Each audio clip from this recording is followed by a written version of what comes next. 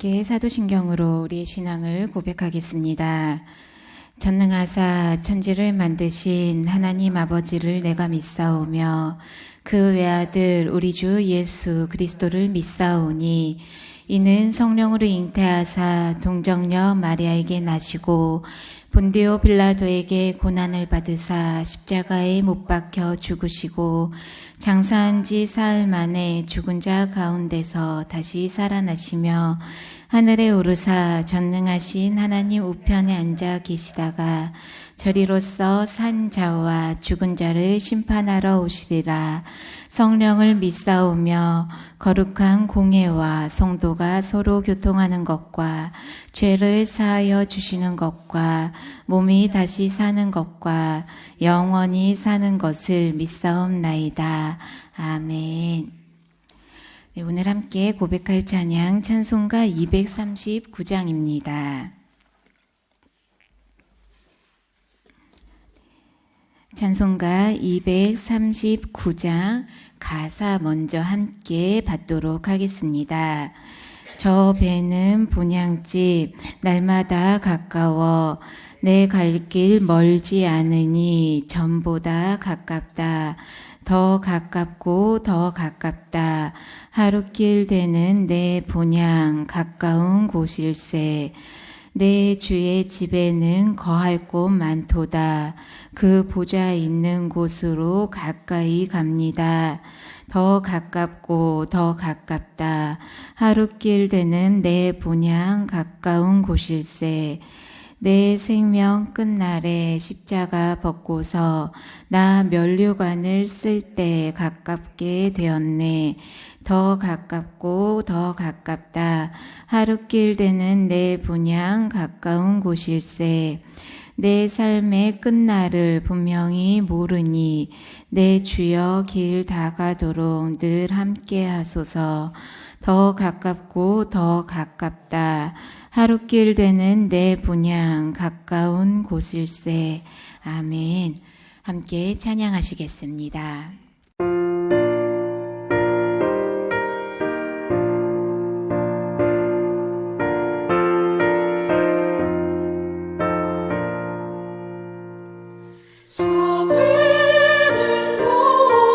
멀지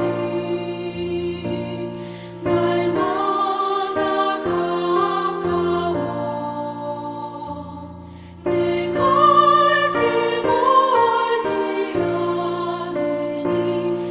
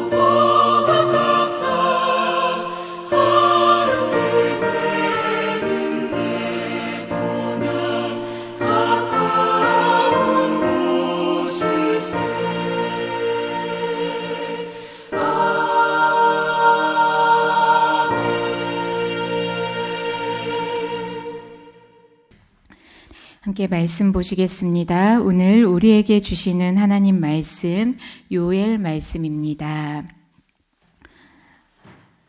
요엘 1장 1절로부터 14절까지 말씀입니다. 말씀 제가 대신하여 봉독해 드리겠습니다. 부두엘의 아들 요엘에게 임한 여호와의 말씀이라. 늙은 자들아 너희는 이것을 들을지어다. 땅의 모든 주민들아 너희는 귀를 기울일지어다. 너희의 날에나 너희 조상들의 날에 이런 일이 있었느냐? 너희는 이 일을 너희 자녀에게 말하고 너희 자녀는 자기 자녀에게 말하고 그 자녀는 후세에 말할 것이니라.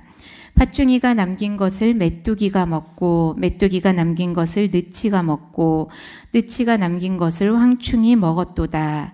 취하는 자들아 너희는 깨어 울지어다. 포도주를 마시는 자들아 너희는 울지어다.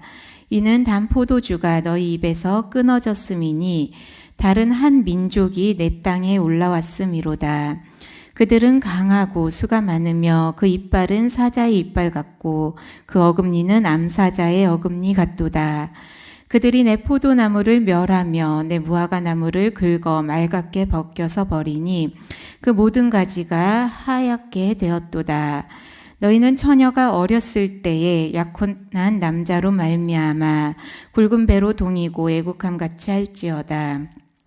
소재와 전제가 여호와의 성전에서 끊어졌고 여호와께 수중드는 제사장은 슬퍼하도다.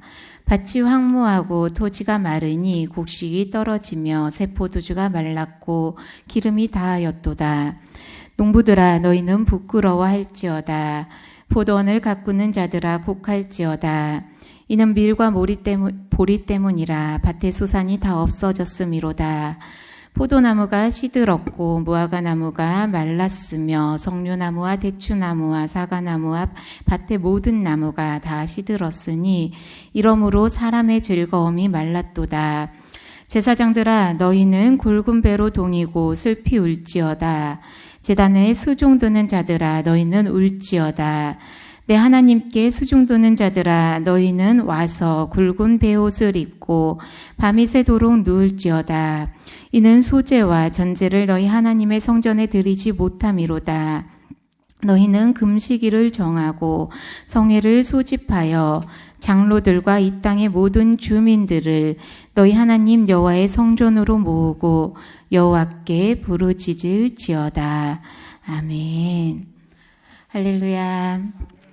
네, 사랑하는 우리 예담 가족들, 오늘도 주님 앞에 기도와 말씀 앞에 나아가는 사랑하는 우리 주님의 자녀들, 하나님의 엎드려 간구할 때 하나님께서 자비와 긍휼하심으로 함께 하심을 늘 신뢰하면서 모든 상황 가운데 주님께 간절히 기도하는 기도의 용사들 되시길 함께 기도합니다. 오늘은 요엘 말씀을 함께 묵상합니다. 요엘 말씀은요, 소선지서에 속하는 책입니다. 근데 보통 선지서들을 보면, 소선지서를 보면요, 각 선지자들이 어느 시대에 활동했었는지 그 앞부분에 1절에 왕들의 이름이 대부분 기록이 되어 있어서 그가 어떤 상황에서 어느 시대에 어떻게 활동했는지를 추측해 볼 수가 있습니다. 그런데 오늘 요엘 1절 말씀을 보시면 그러한 내용이 나와 있지 않습니다. 그저 1절 말씀에는 이렇게 기록이 되어 있습니다. 우리 1절 말씀 함께 받으실까요? 함께 받겠습니다. 부두엘의 아들 요엘에게 임한 여호와의 말씀이라. 아멘. 오늘 요엘에 관해서는 부두엘의 아들이다라는 것만 이 내용이 나와 있습니다. 부두엘이라는 이름은요, 하나님께서 강건하시다라는 의미를 지닌 이름입니다. 그렇게 경건한 이름을 가진 자의 아들 요엘이다라는 설명만 나와 있습니다. 덧붙여서 설명해 드리면 요엘이라는 이름은 여호와께서 하나님이시다라는 의미를 지닌 이름입니다. 부두엘 아버지도 요엘 아들도 경건한 이름을 가진 것으로 보아 이 집안은 경건한 집안이었음을 추측해 볼 수 있습니다. 그러나 이 이름 외에는 그가 어떤 시대에 어떤 왕 때에 활동했는지는 알 수 있는 길은 별로 없습니다. 근데 요엘서를 쭉 1장에서 3장까지 읽어보면 곳곳에서 성전 제사에 대한 용어들이 나오고 있습니다. 이를 바탕으로 많은 신학자들이 요엘은 제사장의 전통을 이어받은 집안, 아니면 경건한 신앙의 전통을 아주 잘 이어받은 집안의 사람일 것이다 라고 추측하고 있습니다. 또한 그가 활동했던 시기에 대해서 곳곳에서 보여지는 말씀을 통해서 아모스 시대와 이렇게 비슷한 시기가 아니었을까 추측을 하면서 블레셋이 유다를 공격했던 여호와람 때라고 대부분의 신학자들이 바라보면서 BC 830년경에 쓰여진 책이 활동했던 선지자가 바로 요엘일 것이다 라는 그 기본 배경을 우리는 살펴볼 수 있습니다. 기본적으로 정확한 시기, 정확한 때는 알 수 없지만 그 상황은 분명히 영적으로 어두웠던 때에 하나님께서 경건한 집안의 요엘을 하나님의 일꾼으로 선지자로 부르셔서 하나님의 뜻을 전하게 하셨음을 우리는 만나보게 됩니다. 하나님께서는 요엘을 통해서 하나님의 날이 임할 것이다, 여호와의 날이 임할 것이다 라고 선언을 하십니다. 심판이 임할 것이고 아주 어두운 재앙이 임할 것이다 라고 선언을 하시면서 당시 하나님의 백성들에게 회개를 촉구하는 내용이 바로 오늘 요엘의 말씀입니다. 근데 회개를 촉구하기만 하셨던 것이 아니라 2장 3장에 이어지는 말씀을 보면 하나님께서는 분명히 너희들이 회개를 하면 나에게 돌아온다면 그들을 자비와 긍휼로 다시금 회복시킬 것이다라는 회복의 메시지까지 이 짧은 말씀 가운데 선포가 되고 있습니다. 그 중에서 1장 말씀을 함께 살펴보겠습니다. 우리 1장 2절 말씀 한번 보실까요? 1장 2절 말씀 함께 받겠습니다. 늙은 자들아 너희는 이것을 들을지어다. 땅의 모든 주민들아 너희는 귀를 기울일지어다. 너희의 날에나 너희 조상들의 날에 이런 일이 있었느냐. 아멘. 하나님께서 요엘을 통해서 늙은 자들을 먼저 부르십니다. 나이 든 자들을 부르시면서 이 땅에 심판이 임할 건데 너희들이 살아온 시대 아니면 그 전에 이 정도로 어려운 때는 없었다. 굉장히 겪어보지 못한, 그동안 경험하지 못한 자연재해, 재앙이 임할 것이다 라고 경고를 하십니다. 그러면서 3절 말씀에 이렇게 명령을 하십니다. 함께 받겠습니다. 너희는 이 일을 너희 자녀에게 말하고 너희 자녀는 자기 자녀에게 말하고 그 자녀는 후세에 말할 것이니라. 아멘. 하나님께 불순종하며 겪어보지 못한 재앙에 임할 것을 그들의 후손에게 전하라고, 또 그 후손에게 전해질 수 있도록 명령하십니다. 하나님 앞에서 죄악을 범하지 않도록 그들에게 경고를 알려주라는 하나님의 마음을 보게 됩니다. 보통 우리가 신앙의 유산을 물려주어야 한다라고 고백을 합니다. 우리 자녀들에게, 후손들에게 신앙의 유산을 물려주어야 한다고 하는데요. 그 신앙의 유산이 꼭 기도하는 삶, 말씀에 순종하는 삶을 보여주는 것, 그 모습만 물려주는 것뿐만 아니라 부모와 같은 심정으로 하나님께서는 신앙에 어긋난 행동을 했을 때, 신앙에 어긋난 삶을 살 때는 혼날 수도 있다라는 것 또한 가르치라는 것입니다. 그들의 후손에게 분명히 올바른 신앙의 유산, 이렇게 기도하고 말씀 가운데 살아야 돼. 하지만 잘못 살았을 때는 하나님께서 심판과 재앙으로 우리 가운데 하나님의 회초리를 드실 것이다 또한 후손에게 알려줄 것을 명하시는 하나님의 음성을 만나게 됩니다. 그러면서 하나님께서 그 요엘 시대에 어떠한 재앙이 임할 것인지를 경고하고 계십니다. 우리 4절 말씀 한번 보실까요? 4절 말씀 제가 대신해서 한 번 더 봉독해 드리겠습니다. 팥중이가 남긴 것을 메뚜기가 먹고 메뚜기가 남긴 것을 느치가 먹고 느치가 남긴 것을 황충이 먹었도다. 당시 이스라엘 백성들이, 유다 백성들이 먹어야 할 것을 메뚜기 재앙이 임해서 곤충들이 다 그 먹거리를 먹어버린다는 것입니다. 그저 메뚜기 떼가 한번 휩쓸고 지나가는 것이 아니라 4차례로 계속해서 같은 곤충들이 나타나서 유다에는 모든 것이 결핍된 상황에 이를 것이다 라고 하나님께서는 그 전에 겪어보지 못한 그러한 재앙을 겪게 될 것이다 라고 경고를 하십니다. 요엘 시대에 경고된 이 메뚜기 재앙은 실제적으로 메뚜기 재앙이 임했었다라고 보기도 하지만요. 6절 말씀을 한번 보시면요. 6절 말씀 함께 받겠습니다. 다른 한 민족이 내 땅에 올라왔음이로다. 그들은 강하고 수가 많으며 그 이빨은 사자의 이빨 같고 그 어금니는 암사자의 어금니 같도다. 아멘. 실제로 메뚜기 떼가 재앙으로 닥쳤을 것이다 라는 그러한 내용과 더불어서 6절 말씀처럼 열방의 반복적인 침략이 그 땅에 있었을 것을 우리는 살펴볼 수 있습니다.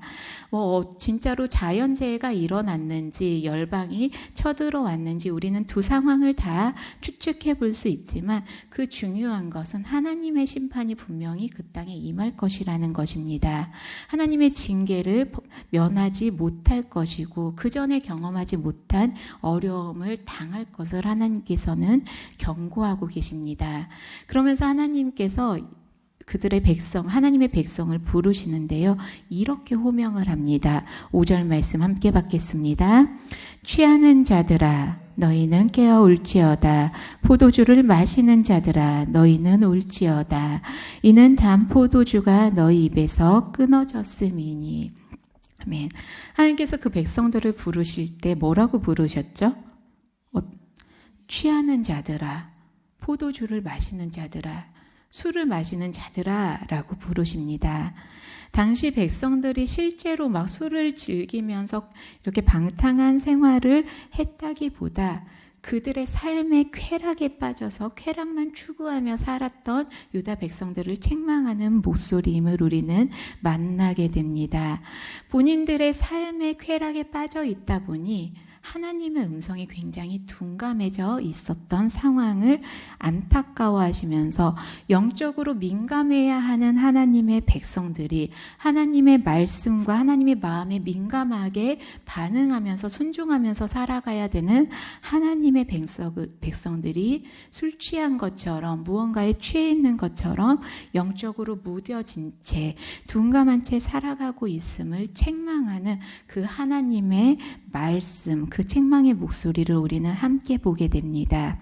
그렇게 살았기 때문에 영적으로 굉장히 둔감해져 있었기 때문에 민감하지 못하게 살았기 때문에 그들은 재앙을 면치 못할 것이다 라는 경고의 말씀을 만나는 것입니다.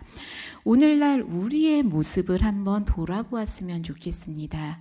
우리는 얼마나 하나님 앞에서 영적으로 민감하게 하나님 음성에 하나님 마음에 예민하게 우리가 하나님 말씀에 귀 기울이면서 신앙생활하고 있는지 혹시 하나님 보시기에 우리 또한 영적으로 굉장히 둔감해져 있는 삶의 모습은 아닌지 분명히 돌아보면서 하나님 앞에 더욱더 영적으로 민감한 삶을 살기 위해서 하나님 마음에 예민한 삶을 살기 위해서 기도하며 노력하며 나아가는 삶을 회복해야 할 줄 믿습니다.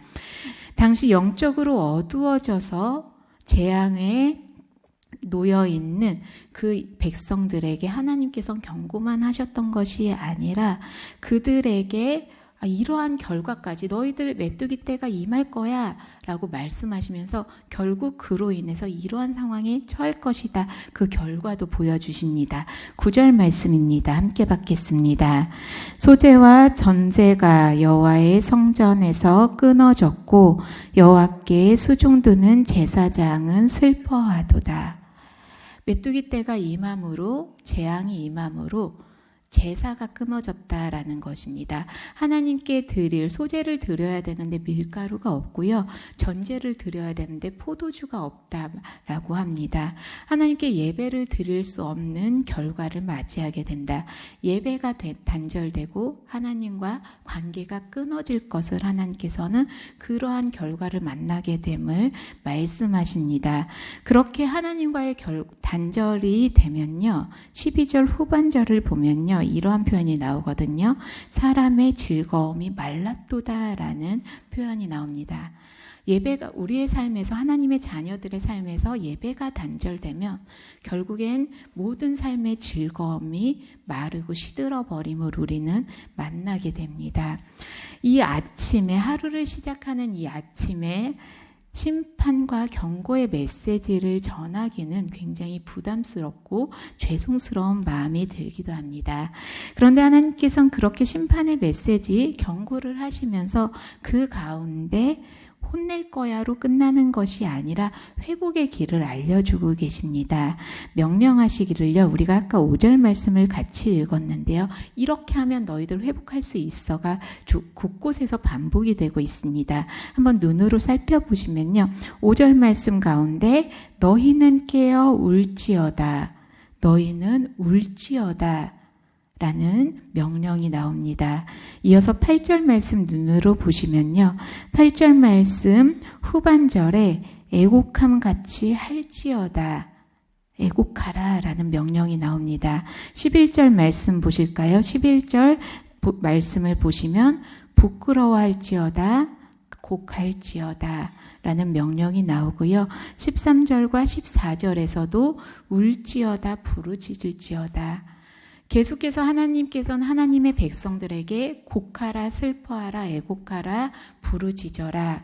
곳곳에서 그 상황 때문에 부르짖어라, 상황 때문에 울어라 라고 명령하는 것이 아니라 하나님 앞에 그런 상황에 닥쳤을 때 너희들이 할 수 있는 일은 내 앞에 돌아와서 울면서 회개하는 것이다. 그렇게 회개하고 자복하고 울면서 나를 찾으면 나는 너희를 만날 것이고 너희를 회복시킬 것이다. 라고 하나님께서는 약속하시는 것입니다. 우리 8절 말씀만, 그 중에서 8절 말씀만 함께 받아볼까요? 8절 말씀입니다. 한 목소리로 받겠습니다.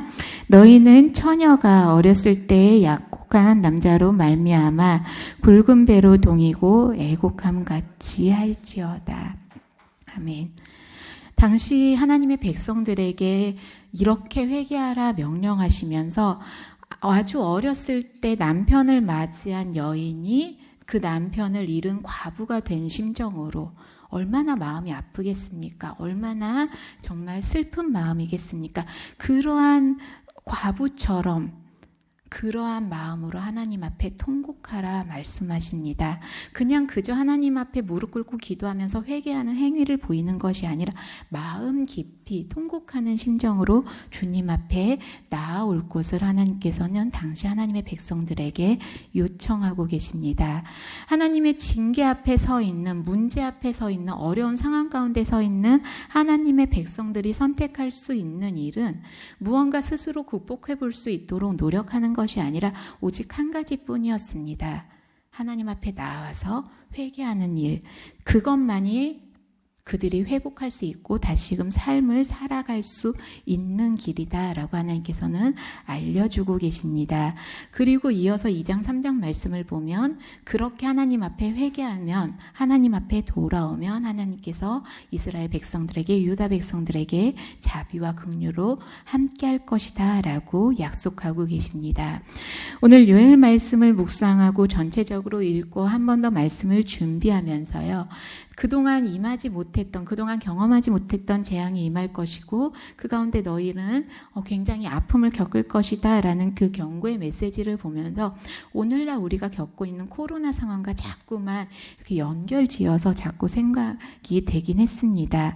사실 이 상황을 우리가 하나님의 심판이라고 확언하기는 조심스럽습니다. 하지만 하나님의 심판이든 아니든 그것을 떠나서 우리가 어려운 상황 속에서 우리가 극복하기 참 힘든 이 어려움 속에서 어떤 자세를 취해야 할지, 그동안 경험하지 못한 어려움을 우리가 만났을 때 하나님께서 우리의 삶 가운데 요구하는 것이 무엇인지를 하나님께서는 요엘 말씀을 통해서 만나게 하십니다. 영적으로 무뎌지고 신앙의 분별력을 잃어버린 오늘날 우리에게 하나님께서 계속해서 깨어 울어라, 통곡하라, 나를 찾으라 라고 그렇게 명령하고 계심을 당시 요엘을 통해서 이스라엘 백성들에게 명하셨던 그 음성이 우리를 향한 음성으로 우리는 들어야 할 줄 믿습니다. 하나님 앞에 엎드려 회개하고 하나님 앞에 엎드려 눈물 흘리며 기도하면서 정말 영적으로 둔감해져 있는 우리의 신앙의 삶을 깨워서 하나님 음성에 예민한 삶으로 회복해야 할 줄 믿습니다. 그렇게 주님 앞에 엎드리는 가운데 이 땅의 예배가 끊어지지 않도록 참된 예배자로 서는 주님의 마음을 헤아리는 우리 예담 가족들 되시길 소망합니다. 우리가 살아가다 보면요, 많은 어려움들을 만나게 됩니다. 이 코로나 상황뿐만 아니라 겪어보지 못한, 우리가 예상치 못한 수많은 어려움들을 만나게 됩니다. 그 어려움 앞에서 우리가 취해야 할 자세는 말씀드린 것처럼 이것의 이유가 무엇인지, 원인이 무엇인지 그것을 탓하는 것이 아니라 신앙인인 우리가 해야 할 것은 오직 하나님 앞에 엎드리는 그러한 삶의 자세를 채워야 함을 늘 기억하는 주의 자녀들 되시길 소망합니다. 하나님은 오늘날도 이 땅에 하나님 앞에 엎드려서 기도하는 주의 백성들을 찾고 계실 것입니다. 우리들이 그렇게 주님 앞에 엎드려 회개하고 눈물로 통곡하는 주의 자녀들이 되어서 제사장적인 소명을 가지고 이 땅을 회복시키시는 그런 은혜가 통로가 되기를 소원하고 결단하는 우리 예담 가족들이 되시길 기도합니다. 하나님, 오늘 우리를 주님 앞에 엎드리라고, 주님 앞에 통곡하라고, 이 땅을 위해서 기도하며 회개하라고 부르신 줄 믿습니다. 그러한 제사장적 소명을 가지고, 사명을 가지고 주님 앞에 엎드려 주님 앞에 눈물로 기도하는 주의 일꾼들 되게 하옵소서. 그렇게 우리의 삶이 먼저 회복되어 이 땅에 하나님의 음성을 전하고 하나님의 말씀을 전하고 하나님의 사랑을 전하는 삶을 살아가게 하옵소서. 그렇게 기도하는 하루로 채워가는 우리 예담 가족들 되시길 함께 기도합니다. 같이 기도하시겠습니다. 하나님, 오늘도 주님 앞에 나와 기도할 수 있도록 인도하여 주신 은혜 감사드립니다. 우리의 매일 순간의 삶 가운데 주님 앞에 엎드려 기도하는 주의 백성들 될 수 있도록 늘 붙들어 주시옵소서. 오늘날 어떠한 마음으로 이 땅을 바라보실지 요엘서를 통해서 하나님의 마음을 만나게 하시니 감사드립니다. 회개하고 부르짖는 주의 백성들을 찾으시며 주님 앞에 엎드려 기도하는 자들을 통해서 이 땅을 회복시키기를 원하시는 그 마음을 만나게 하셨으니 우리들이 그 제사장적인 소명을 가지고 사명을 가지고 주님 앞에 부르짖는 그러한 일꾼들이 될 수 있도록 이 땅에 하나님의 회복을 선포하는 은혜의 통로가 될 수 있도록 우리를 사용하여 주시옵소서. 하나님, 오늘도 주님 앞에 기도하는 가운데 엎드려 회개하는 가운데 주께서 우리의 삶을 어루만지시고 자비와 긍휼로 채워주실 줄 믿습니다. 주님의 손길 가운데 머물게 하실 하루를 기대하며 나아가오니 삶의 순간순간 우리 삶 가운데 동행하여 주시옵소서. 늘 주님의 사랑에 감사드리며 주 예수 그리스도 이름으로 기도드립니다. 아멘. 하늘에 계신 우리 아버지여, 이름이 거룩히 여김을 받으시오며 나라의 임하옵시며 뜻이 하늘에서 이룬 것 같이 땅에서도 이루어지이다. 오늘날 우리에게 일용할 양식을 주옵시고 우리가 우리에게 죄진 자를 사하여 준 것 같이 우리 죄를 사하여 주옵시고 우리를 시험에 들게 하지 마옵시고 다만 악에서 구하옵소서. 대개 나라와 권세와 영광이 아버지께 영원히 있사옵나이다. 아멘.